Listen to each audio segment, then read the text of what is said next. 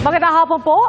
Kahit may isyong legal pa sa pondo ng PhilHealth na ibinalik sa National Treasury, inanunsyo ni Pangulong Marcos na ibabalik sa ahensya ang 60 billion pesos na pondo. Gagamitin daw ang pondo sa pagpapalawak ng serbisyo ng PhilHealth. Nakatutok si Bernadette Reyes. Sa pagbisita kanina ni Pangulong Bongbong Marcos sa Dr. Josefa Abella Memorial Hospital sa Maynila, kaugnay sa Zero Balance Billing Program, isang magandang balita ang inanunsyo niya.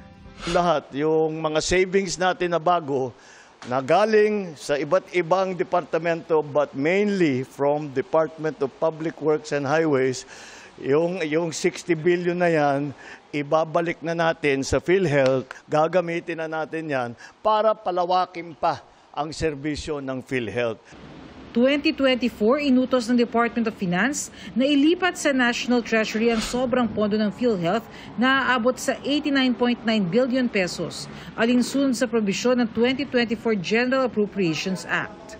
Mula May 2024 hanggang bago mag-issue ng Temporary Restraining Order o TRO ang Korte Suprema noong November 2024, nasa 60 billion pesos na ang na-transfer ng PhilHealth sa National Treasury.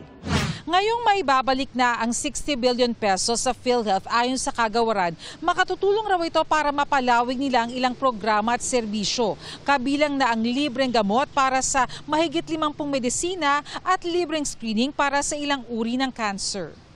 We are very much appreciative of this new development because it will actually help us more in sustaining our benefit expansion and the optimization of our services.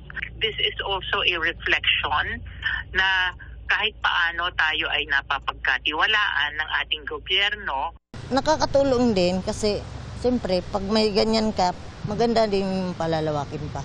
Maganda yun na gagawin nila is mababalik nila sa PhilHealth yung pera para may tulong sa mga mamamayang Pilipino.